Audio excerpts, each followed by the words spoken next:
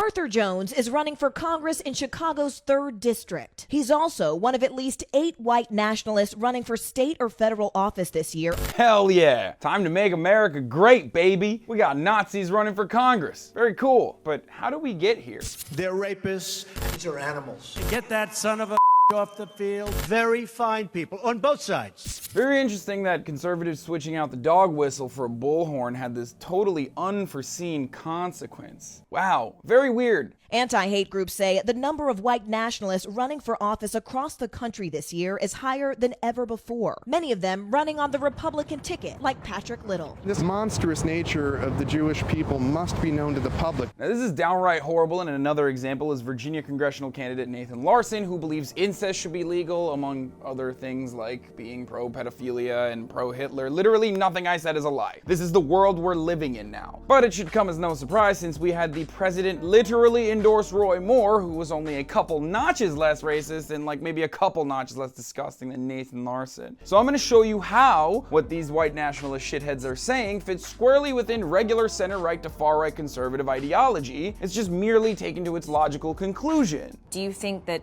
black people are genetically inferior? The average IQ of a black person is about 20 points lower than the average IQ of a white person. Imagine being this guy and thinking you're genetically superior to anything. This is like the only argument you need to debunk the idiocy behind white supremacy. But there's more. And while Arthur's claim that blacks are genetically predisposed to have lower IQs is a wild one, it's not exactly new. It's actually been debated and debunked countless times and is mostly used to justify violence or slavery. But the most intellectually sanitized form of this black people are dumber than white people concept comes from Charles Murray, author of The Bell Curve. This guy, a conservative thinker who intellectual dark web titan Sam Harris has platformed and defended on multiple occasions. It's also widely believed that race is not a valid biological concept. It's a social construct. This is, in many ways to see this is untrue, but wow, racial disparities exist purely along biological lines, huh? Really glad we have radical thinkers talking about this subject. Such fresh ideas. But back to Arthur, who also thinks this racial disparity stems from genetics. I went to Harvard. All right, and you got a lot of white blood in you too. Some white blood. I'm African American. Well, that's where your intelligence is coming from, I think. Now that's just pure filth that we've been trained to recognize as racist immediately. But now let's hear the same sentiment surrounding race mixing put through the intellectual strainer to make it more palatable for liberal and conservative elites alike. Here. The blurriness of race is not going to artificially make it look as if there are genetic differences in IQ. It's going to obscure any such genetic differences in IQ. It's hard to do accurate race science when the races keep mixing. Well, there's still differences in IQ even with interracial children being born, so that must mean that I'm right. But the similarities between Arthur Jones and routine conservatives don't end there. We're a nation of communists, atheists, crooks. This is literally every conservative who claims that all the problems in modern society stem from communists and atheists like myself. But their supporters say this is exactly what they think will make America great again. It's not because we're racist, it's because we feel marginalized, and we're the ones who are being oppressed for being hardworking, average American citizens. Now, this idea isn't new either. People are prone to hyper-focus on even the slightest injustice that they're subjected to, and some white people have viewed a more equitable distribution of power to women and other races as losing their personal grip on power altogether. The Republican Party knows this and has been profiting off of this anxiety for decades, but never so blatantly as of late. So when you hear about actual Nazis running, don't forget that your conservative reps, including the friggin' president, defended Roy Moore. He's going to be for tax reform, I think. These are the people stirring up racial anxiety solely so you forget that we are all getting screwed by the unequal system those at the top are desperately trying to uphold.